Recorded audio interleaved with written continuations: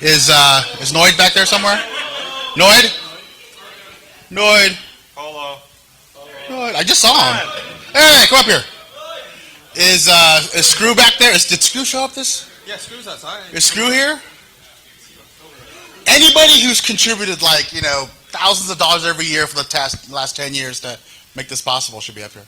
And should come back next year to do it again. Yeah. So Screw and CHS went to the party, so he's not here. Bappy's here. Oh, Zero is here somewhere. Zero, come on up. Chris, I don't know what you're doing back there. Which Chris? The one that's standing in the middle. Where's the end of this? Um, the end of it? God, you would think there would be more of us, because well, Zeke didn't make it. Yeah, right. He didn't make it. It's this one. Any other people make it this year? Because staff at LayerOne changes quite a bit. We're a very flexible bunch. No, was that about it? All right. Here's Datagram with. So, did you guys enjoy our 10-year anniversary?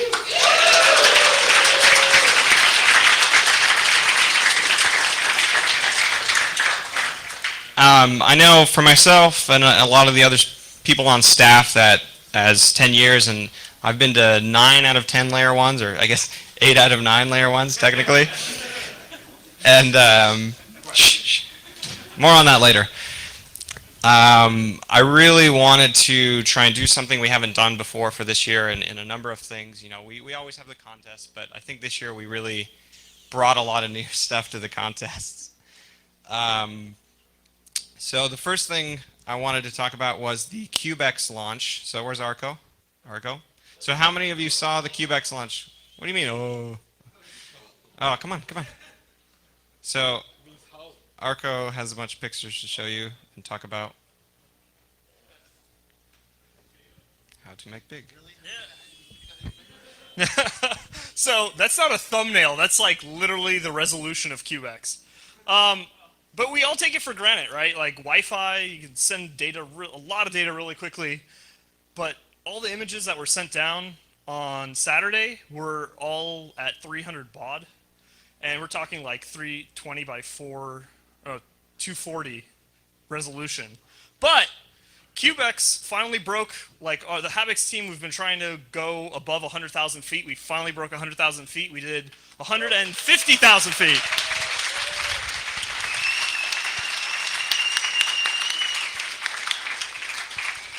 It's been a long journey. We've figured out how to send back pictures, and hopefully, My house?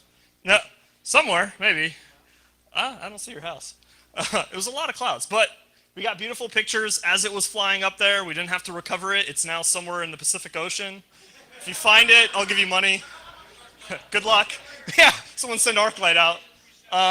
And hopefully, I mean, if you guys want, we could do another one next year. Yeah. Hello. Yeah. Hopefully video. We want to try to do live streaming video as it's flying up. So floater. And try to make it float so we can go across the United States. That'd be cool. Thank you, Arco. Here.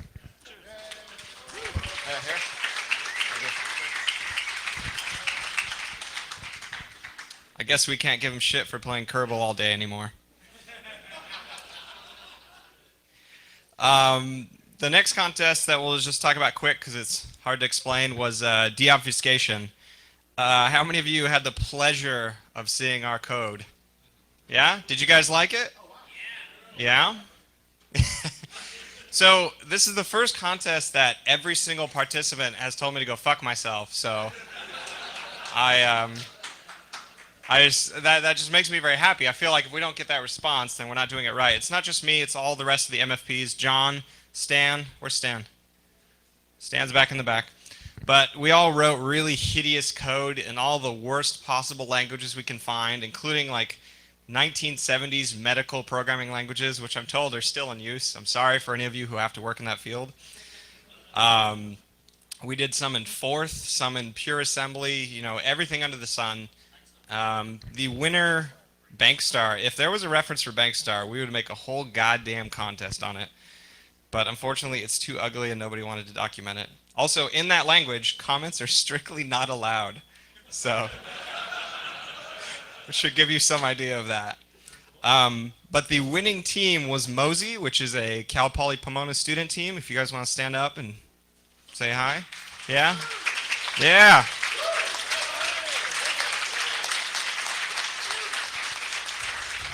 So there was a total of 15 problems. I want to say you guys solved 6 to 8 of them. I don't remember offhand. The second place team was the Null Space Labs team. Yeah, and they did really good. Third place was an individual player, Hot Dogs, who did really well. In total, we got something like 50 registered teams. This was also open to remote players. CTFtime.org was pussies and didn't want to list it because we're not part of the CTF ranking scheme. But we hope to fix that, and then we'll do some really horrible contests for them the first time they list us. For anybody who wanted to know what the ASCII game was written in, that's called mumps, and it is as disease-worthy as the name gives it. So look that up, solve the problem. We'll probably re-enable the website sometime next week if you just want to grab the problems and try and solve them. Also, shout-outs to Jamel of Nullspace for finding a bug in the scoring system, which was preventing her from getting first place for a while.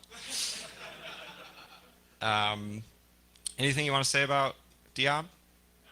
Okay, I got it. The next contest in a similar vein was, I think the first time we've done this was Capture the Flag by DC949. So Frank, you want to come up and talk about it?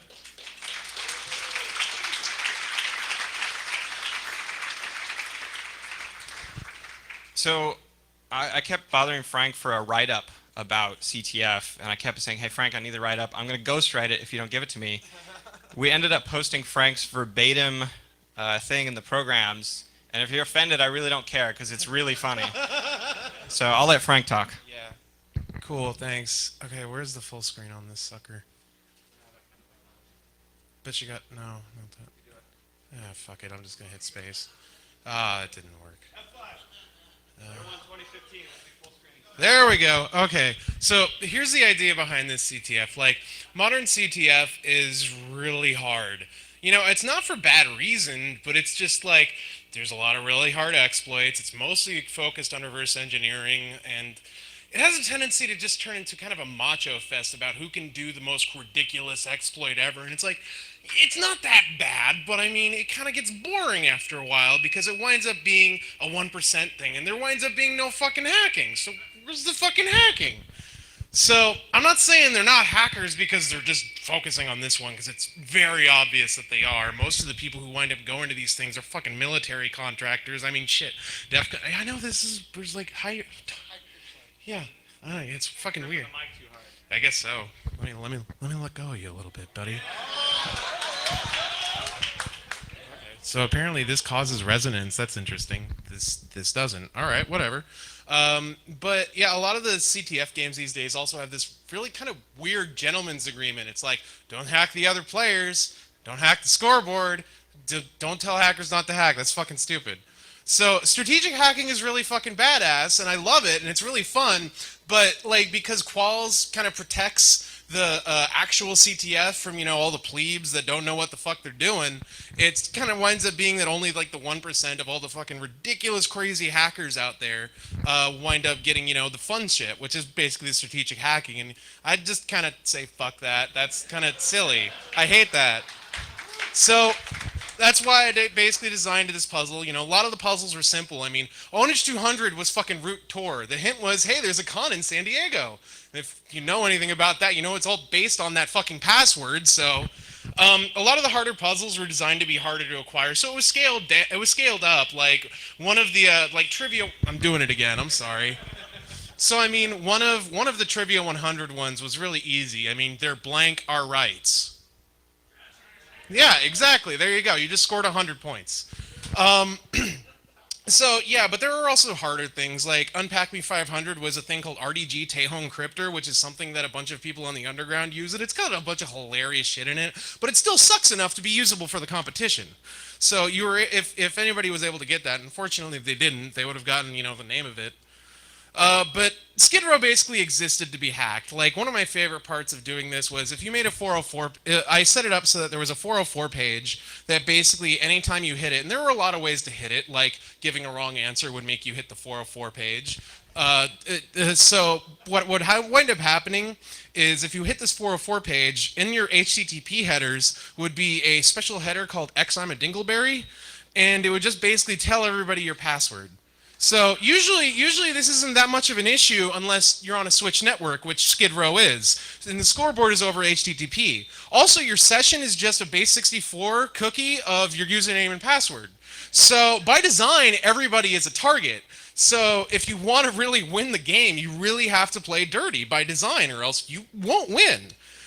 This is a small thing of the some of the awards you could get. As you can see, the Dingleberry Award was the most awarded thing in the game, followed by the Shameful Award, which is basically winds up giving points to the scoreboard. And then you may notice here that the next most scored thing is a thing called the Revocation. So if you're not hacking the competition, you're pretty much losing. When you broke into other people's accounts with that password, and then there was basically a thing to go to the puzzle, you click on it and it says, congratulations, you won it. And then there's a button that says, now take it away. You fill in your team name on their scoreboard, you get 100 points, they lose the puzzle. So they would have to rescore the answer eventually, and you wouldn't be allowed to do another revocation for another minute, but you would still basically get points out of that. So some teams noticed that, you know, the game was really hackable. There was, oh my god, there's so much art poisoning. Oh god, it was hilarious. Some people didn't. Like, one dude actually managed to solve Unpack Me 400, which was another underground packer. And I was like, whoa, that dude actually solved it. And then I looked in the database table and it was gone because someone revoked it. Aww. Someone actually came up to me and was like, dude, what is this a Switch network? Dude, everybody can see the traffic if you do it that way. And I was like, yeah, it's by design. So he was like, I don't know if I can play. Fuck. Like, it just blew him away that there was like there was hackable infrastructure, and it was great. But there was one of the reasons that I designed this competition the way I did was to have one of these most absolutely beautiful moments happen. So remember that I was talking about ONH200 was just like root Tor on a Linux box, blah blah blah. Like .profile had haha fuck you exit 0, so it wasn't really easy to log in. You would have to figure out how to get around that part. But after you figure out how to, it's really easy to get around. But I mean, after you figure out how to get that, you have root on a box, and because there's all this shit you can like do to each other, maybe you should try tunneling through that box so people can't see your traffic anymore. Might be some food for thought. But this one motherfucker figured out, oh, I have a better idea. I'm just gonna write a cron job on that box that basically steals everybody else's points and basically screws with all the other teams, and just close my laptop and walk away because I fucking won. And that's what wound up fucking happening. This guy wound up using this goddamn this compromised system to just fuck with everybody else's scoreboard. And it fucking worked beautifully. It was great. It was absolutely wonderful. So let's talk about the winners. Let's see here. So there were two categories of winners. The alcoholics were the people who scored the most points, and the heroin addicts were the people who scored the least points, because you could get negative points. There's going to be a really king negative person. So with the heroin addicts, the top of the chain with negative 63,502 points, Digital Churros.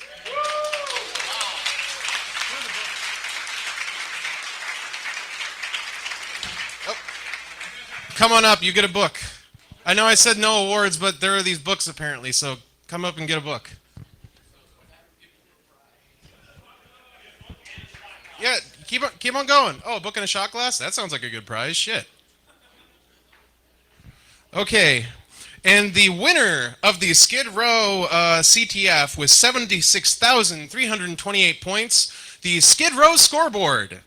Unfortunately, the Skid Row scoreboard can't win. So unfortunately, the scoreboard is not a sentient entity, so it's not technically qualified to win any prizes or the competition itself.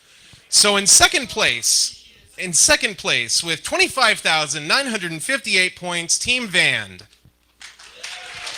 who utilized the wonderful rooted box to actually accomplish completely trouncing the rest of the people in the competition.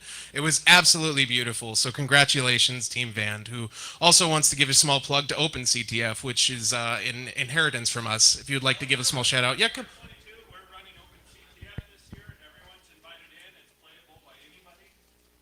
We wanted to bring back to the community and say, hey, anyone can join, anyone can play, and it's not for 1%. Yeah, there you go. So yeah, thank you very much, guys. We'll see you next year. It was a lot of fun. We'll definitely have to do this again with a lot more planning. It's going to be probably a ridiculous competition. I want to see more like absolutely ridiculous things. That thing with the rooted box was beautiful. Absolutely beautiful. Thank you very much.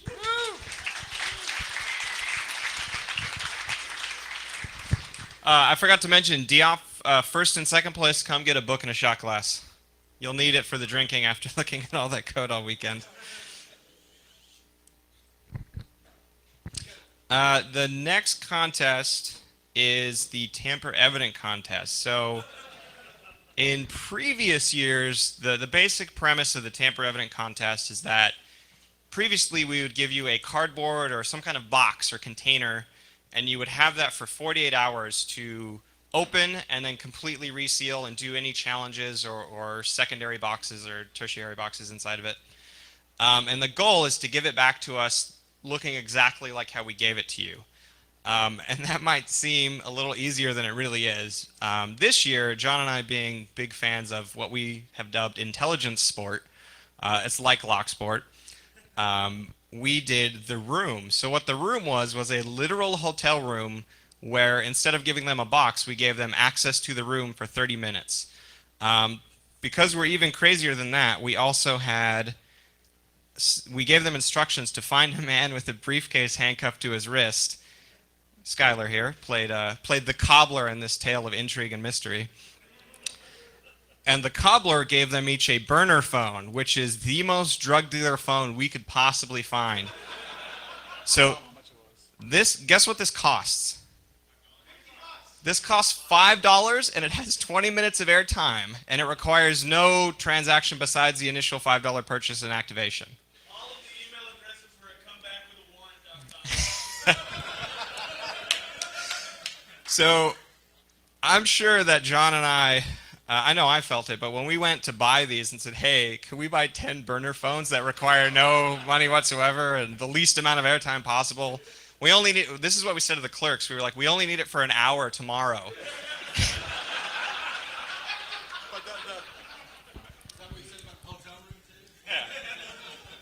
CVS is where we got them from. The girl behind the counter was extremely helpful. Once she sold us 6 of them, she told us where we could get more. She sent us to other CVS's just in case 6 wasn't enough. So anybody who's a fan of The Wire will appreciate the burner phone thing. So eventually they got a call on their burner phone at a random time and said, you need to meet your contact at this location, at which point they had 30 minutes to tamper everything in the hotel room. The goal was that there's a bad guy in the hotel room and you want to get all the information about him and who he's in contact with and what they're doing and all that kind of stuff. So we monitored all of this for liability reasons and hilarity. And we have some footage, which I'll let John narrate. Is this on sound? You might have to hold it there. All right, this is the first team entering the room. I'm going to put the sound on here so you can hear it. Wait, one. Anybody hearing that? That's an alarm going off as soon as they touch the handle. It's right behind the door. Ah, can you believe this motherfucking things? You can't hear it. We had a really wide range of professionalism in this competition. This is one team with Google Glass recording the entire hit and latex gloves. It was beautiful. This is teamwork. Look at this. They're simultaneously each tampering something. He sees something, he communicates it, then right back to work. Do you guys know what this is? It's a scope, okay? It looks like a Ghostbuster. I'm not sure this is how you use one of these things. Also, watch the guy in the back. Notice how he's not really doing anything? We'll get back to that later. Oh. Right. Step on the murderer's bed. That's a good plan. Which we put a piece of paper in case they sat on the bed, so they may have crinkled it. All right, did you guys catch that? Did you see what he just took over there? He brought the safe and put it in the shower and then left. This is the most sport operative in the world. He stands like this. We can see him in both shots. He doesn't do a thing the whole time. Same guy from earlier. Just hanging out. Their union. All right. This is the team leaving the room. They're already 3 minutes late. So they've already been killed as far as the story is concerned. They leave. Now wait.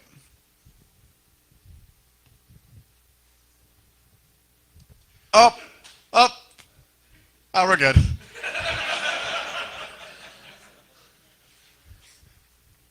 Oh, here we go. The most careful, thorough team in the world. See this? This is Team Mimes. They're glass boxing. Up. Is there laser tripwires in the room? We don't know. Well, look at this. Who's going to be the hero? We have a hero. He's entered the room. This is sick. Delta Force came along for the hit. There was a gun in the room, which they used to use the light to shine it on stuff. Right. Well, there could be hidden writing on the walls. We got you. It was not UV. It was not IR. It was just a blue light. But pretty good. All right. That's what we have for you in the lulz. So we hope those of you who played enjoyed that contest. Again, I don't know if we'll do that again next year, but we'll probably do something equally crazy. Probably more off the wall. Intelligence sport will continue. The front desk. The front desk, yes. The whole hotel will be in play. Actually, the original idea, should we break OPSEC and let them know? The original idea was to hire a security guard to knock on your door if you set the alarm off, and you wouldn't know if he was there legitimately or not. We're going to instruct him to say, why are you four assholes all wearing latex glove in the dark? And The reason we couldn't do that is because the hotel does not have security on staff during the day. Just a thought. should have done your homework. Oh, what we found. Yeah, would you like to relay this? This is Skylar or a cobbler. So, because I'm a total idiot every year, I shot DG an email a couple days before, and I was like, "Oh shit, I didn't get a hotel room." And he said, "Oh, we got this room for the contest. You could sleep in there. You'll have to be out of the room for most of the time. You could at least sleep in there." So I was stoked about that. We had one team come in, and they gave us their debrief. And John was awesome, always taking the debrief really, really good. And they said, "Oh, and we found the butt plug." To which John said, So you said found a butt plug in the bottom drawer. Okay, what else you got? What other intelligence did you gather? Kept it moving. Immediately after they were done, we all ran into the room. We were like, "Where the fuck is the butt plug?" So if you've been in any of the hotel rooms, if you look in the wardrobe in the bathroom, there are two drawers underneath it. If you pull out the bottom drawer, it doesn't come out all the way. You can then snake your hand behind it, and well, I was convinced it was something else. And I grabbed it, and I pulled it out, and it was very clearly a butt plug. So, you will, oh yeah, oh god, yeah. So DG insisted. He said, "Oh, mystery solved. Mystery solved. It must have been one of the other teams." I said, "No, it was lubricated and filthy." Because none of you would think to do that.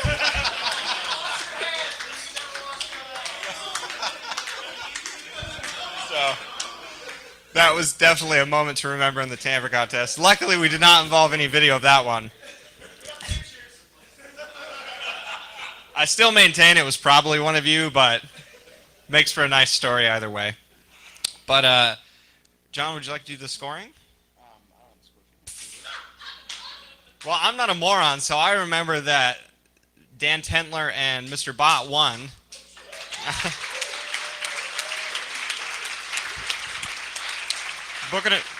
Booking a shot glass? I don't remember who got second. I don't remember who got second place. So Dan's team won because they actually collected all the intelligence instead of just ripping everything up and getting in and getting out. So you're getting a laptop to They were also the least fucky team. We gave teams code names, and then we called them. We said, "What's your code name?" And they're like, "I don't know." And so we're like, "Well, what's your real name?"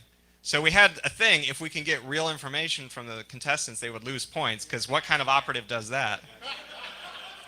There was also a team who didn't get the phone call and other stuff. I maintain that it's shenanigans on their part because we tested all these phones and whatnot. But I hope your level of tradecraft just levels up next year. Oh, the belt buckle. The fucking belt buckle. Skylar leaves a belt buckle in the closet just as ambiance. One team researched the absolute fuck out of this belt buckle. So there was a little journal of the guy who was in the room, and he said, I have high blood pressure. I'm thinking about getting a cat to relieve stress. And they go, the belt buckle was made in Los Gatos, which means the cat. And we're like, it's a fucking belt buckle, guys. But they didn't know anything about the top secret documents they found. But they didn't assess the value of the top secret documents that we had placed in the room. Belt buckle's covered, though. You want to know anything about that belt buckle, we got you. Never mind who's killing who's paying off who. But we really hope you guys liked it. We got a lot of really good feedback on the contest this year. Congrats to Dan and company for winning. I know Mr. Bot headed out. But congrats to all of you.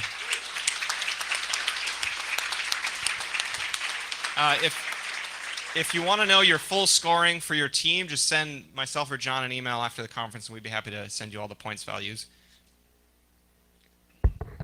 So, next up, we have ham testing. How many of you took your ham test? Well, that's good, because 3 people passed and 3 people raised their hands. But Jan and all the guys who help them out with that did a really great job again.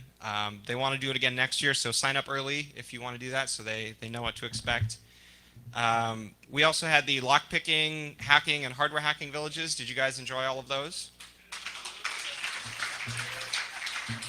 That's kind of become a tradition at LayerOne. I feel like we have a pretty serious hardware hacking village. I don't know about you, but whenever I need to solder, I wait for LayerOne so I could use really nice equipment.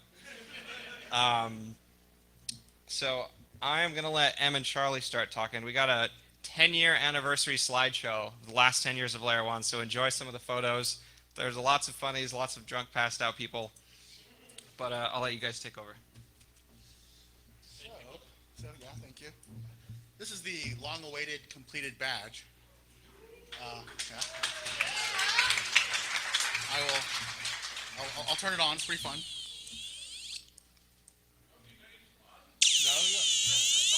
It's two. Because guess who's got one each? Me and Andy. So obviously we need more, right? So everybody who pre-ordered will receive their badges. We'll ship them out to you. We need to know if anyone who pre-ordered a badge does not live in the continental U.S. because LiPo battery shipping is awkward to other places. Deal with it. All right. But to show you, Charlie's going to kind of go through some of the functions. Him and Sarah have been up the last 2 days coding, and it's amazing. I really wish I could hand these out to you today, but they will go over some of the more fun. Come on. No rush. Yeah. So for some reason I can't like microphone, so you can do the talking. Okay, man. So, it's a Proxmark 3 with an OLED screen. It's quite a nice screen. Yeah. Alright, I'll do it. Yeah, thank you. Sarah, everybody. Made progress.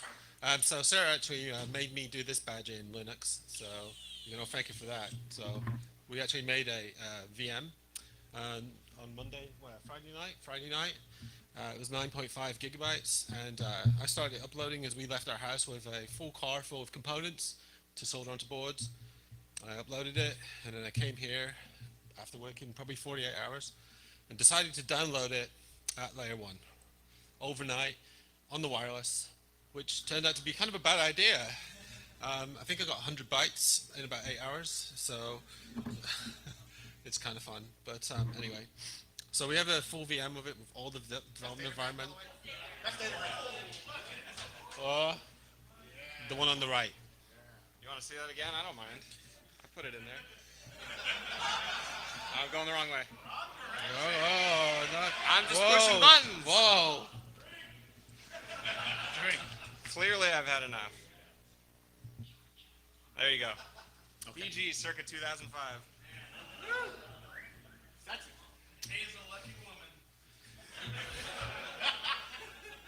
So, can everyone hear me? Because apparently I don't do the microphone very well. So, anyone not? Okay, good. So, what can we say about the badge? It was a lot of work. We've been working on this since last year. There's 6 revisions of the badge you'll see. On the top it says Rev 6. It's actually Rev 1 of the board. This board arrived like 3 days ago. We'd never seen it. I made it on like a Saturday in about 10 hours, shipped it out to Malaysia. And then in Malaysia they decided that when they say they'll ship out a board on Thursday, there are days in Malaysia that are holidays in the middle of the week that mean that Thursday is actually Monday. And we accidentally shipped them to my house instead of to my offices, and so they got bounced by FedEx, which we couldn't get to in time, so they ended up coming in on about Thursday our time, which was a couple of days ago, and we started building them, knowing that we haven't actually tested them yet, or even built one, because it's a completely new design. There's actually 5 other revisions of this badge that use a completely different processor, 3 different processors altogether, because each stage we kind of we want to go a faster processor. And we went from a 50 megahertz processor to a 168 that we overclocked to 210 megahertz. So those ones are next year's badges probably, I don't know. So this time what we've done is, if anyone's seen a Proxmark LCD, it's got about 5 functions on the front of it. We wrote a little GUI and stuff. You can move up and down it and select all the different functions. It'll record the badge, it'll play it back. So if you put on the antennas, so everyone who pre-ordered gets one of these. This is the LF antenna, which has also got our sponsor for the badges, which was NetDC, which is actually Net2Easy. They changed their name just before we decided to ship the badge. Awesome. They liked our artwork though, which I was like, that's great, because I had to redo it again because you guys changed your name. And this is the HF antenna, which doesn't have anything on it, but everyone gets one of these. This allows you to capture LF, HF, HID, MIFARE, all that kind of stuff, TI stuff. It will do all of those. There's about 100 or so different types of cards this can read. This has a much larger memory in it. It's got 512K versus the original Proxmark, so you can store a lot more on it. It's got the ST card on it. It has a speaker, which is the most important thing, is because if anyone's seen our original Proxmark 3 LCD, I have one. All it can do is stud find, because that's all I wanted to do. So basically what you do is you get the antenna, you plug it in, and you move it along the wall, and it will find studs, and that's great. And that is literally as far as I wanted to get as far with it. And then I gave it away to Kos, and Kos has it, but I don't think he's realized yet that the only thing it does is stud find, because I didn't tell him. So he's not here anyway. So what else? It can be programmed for the USB. So once it's got its initial flash on it, which is done through a JTAG, which you can buy off eBay for $10, the J-Link. There we go. Virus the watermelon. Virus the watermelon. And Virus apparently has a virus, so he's not here, right? What else? There's 2 JTAGs on it. One's for the FPGA, one is for the processor. Once it's initially flashed, you can upload through the USB, through the client. There's a client for the OS X, there's a client for Linux, there's a client for Mac, there's also a client for Android. So this can be plugged into an Android phone, and you've got a full solution. You can run the whole GUI inside Android. iPhone users, well, you can fuck off, I don't care. But, sorry about my bad language, but you know. What else? Oh, it does have people have been asking me about the Bitcoin thing, thinking it's a joke. It's not actually a joke. There is really a Bitfury ASIC that you can plug onto the back of it, and it's got 5 mega hashes. However, you need 0.9 volts at 3 amps, which USB is 5 volts at 500 milliamps. So you're on your own there, and that's why it says good luck. We're also going to change a couple other things in the firmware. That one of the things the Proxmark does is it can scan about 205 kilohertz down to about 90 kilohertz or so in the LF range, and the 13.56 megahertz is fixed. So because we moved to a better processor, we can actually sweep different ranges. So normally it's fixed in 13.56 in the HF. It's no longer fixed, so we can scan that one now. We've successfully gone to about 36 megahertz. We're all the way down, so I think that's pretty good. Don't know what we'll use it for yet, but that's the whole point, right? Because we don't know what cards are coming out. We're discovering new ones all the time and adding them. So it's got extra features, but it does other things. Like I say, the stud finder is just something I was kind of like, hey, this will kind of work. And I just walked around no space going, yeah, we need to put this thing on the wall here. We need a stud finder. And I'm like, huh, I wonder. And it totally worked. But for other applications, I think it's going to come in real handy because it works as an oscilloscope. So there's other kinds of things like that. It's actually got a frequency generator, kind of like last year's bag, but much, much higher. So there's a whole bunch of things it can do with replay attacks. We really haven't gone into it a lot, so I kind of want to keep this badge around for a long time and people to bring them back next year when we get them, because we want to keep working on them. We'll try and do a class next year or at No Space and try to get people more involved with it and what it can do. Also, it's rechargeable. I think we mentioned that. It can take micro or mini USB. You can put both on and choose the cable, because I personally don't like micro USB because it's always breaking. No, you don't, because your phone, you're like, my phone's broken. I can't charge it. Okay, right. What else am I missing? There's extra ADCs. I mean, we want to just turn it into a toolkit of different things to attack RFID and just show how insecure it is. We recently had a Gavin DeBecker come in and do a audit on our offices. Gavin DeBecker are like, ex-spooks and stuff that come in and look at your security systems and say how bad they are. We have alloys on all of our locks because obviously we know Datagram, we got them from security snobs. And they came in and they're kind of like, oh, we should replace all these alloys with this RFID system we get from this foreign country that we've never heard of. So we're like, okay, so that's great. But so I get this thing out of my pocket and I'm kind of like, yeah, let's try it. And sure enough. But I don't know. Next year's badge is going to be different. We announced this badge last year. That was a huge mistake. Huge mistake. I stood here and I'm like, hey, let's do a Proxmox, everybody. That'd be great. What a mistake to make. But next year's badge, we're going to try and flip-flop. So we're going to do a really useful badge, I think, and a fun badge. Yeah. Yeah. Yeah. The badge for that year was unbelievable. We had it finished at Christmas and everything. That was the year. Oh, that's the LayerOne 2011 badge, the synthesizer board that was a lot of fun, that really no one used and only liked the blinky lights in the bottom corner because people love blinky lights. And he's got a speaker badge, the one that Chris designed. That was her first electronic badge, which is also a 4-layer board. This is a 4-layer badge too, a 4-layer. So on this board. So for those of you who got the black placeholder badges, right? They kind of look like a little L, little corner chopped out. That's an add-on board for this badge. If you come see me afterwards, I'll give you the LF ring that goes on there. It wasn't really meant to be handed out, but we needed something. It's a personal project of mine that I'm working on for this, and eventually it will become a product. But y'all get a free sneak peek into that. And we're still developing the bigger one, the Charlie X Lossie's Mind one. Which is going to be awesome. Huge processor, super fast. Super fast. And I'm using them all to mine Litecoins. So it's pretty awesome. All right. Anything else? Let's go back. All right.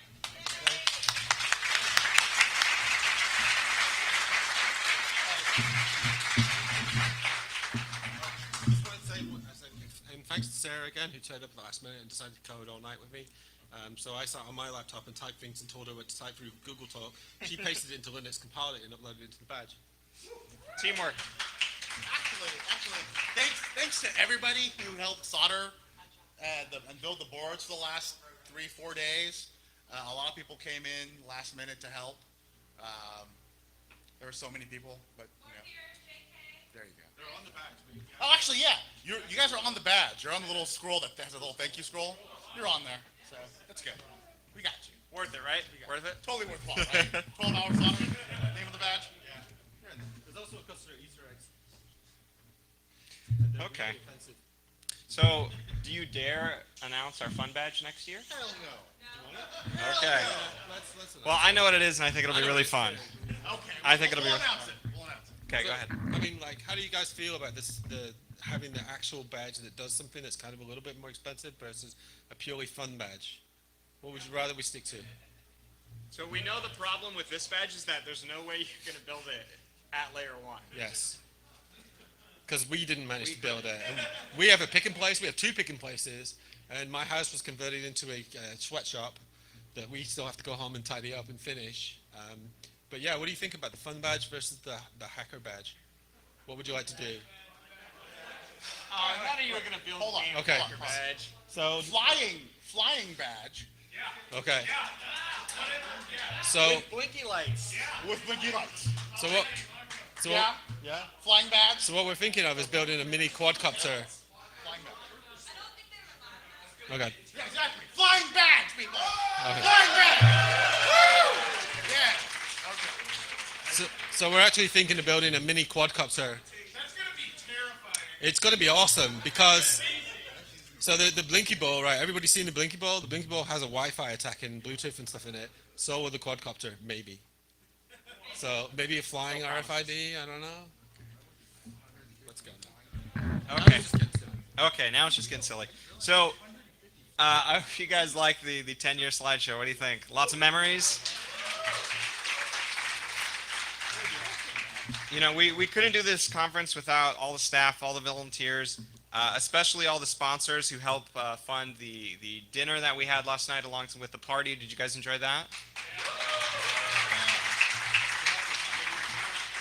So I had a lot of fun at casino night because I had infinite money.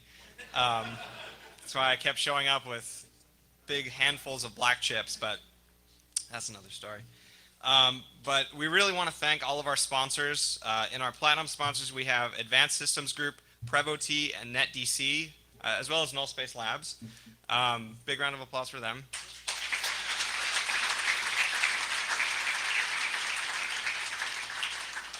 Our gold sponsors were Massive Labs, TourCon Foundation, Wall of Sheep, Adaptable Connectivity, and Hackers for Charity.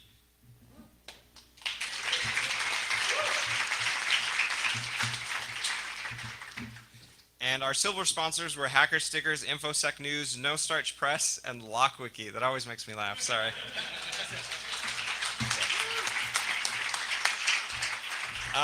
So, you know, aside from staff, aside from sponsors, aside from all the people who hosted events and villages and workshops, we love that you all come out every year and support us and have a good time. If there's anything you think we could do better, just let us know. Send us emails, talk to me in person.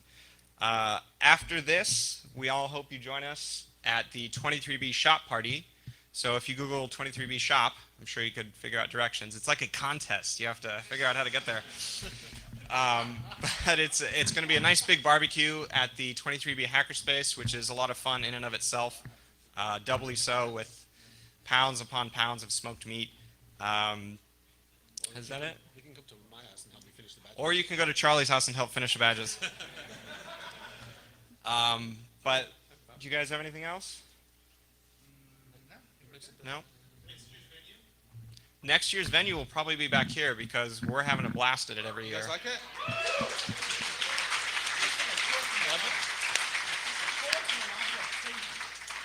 Yeah. So, All day coffee. well, that's probably better for us. No The documentation. toilets don't have seats. Right. That is weird. That's weird. Every room has a butt plug. Well, that's okay. Oh, That's okay. That's that reminds me. I don't know how I'm going to say it, but let's see. For Skylar, I want to troll Skylar. Sure. Yeah, because his whole thing this morning about his Hollywood thing. Okay. Skylar, so I watched a little bit of your talk this morning. It was like 5 minutes. It's the only talk I saw. So, interestingly enough, I just got a job on the side doing technical consultation for movies. Yeah, so I'm going to email you and find out all the right things to do. Then I'm going to completely ignore them, flip them around, and make the stupidest things I can possibly think of. And disperse my name in Hollywood. Absolutely. And the first movie I'm going to do is Kevin Hart right on too, which I'm like, oh my god. So A lot of lockpicking in there? I'm looking out for you. Yeah, a lot of lockpicking in there? Yeah, there is. So we usually drag this out for a good another half an hour, but I think we're all happy to go have fun at 23B. Thank you for coming. See you guys next year.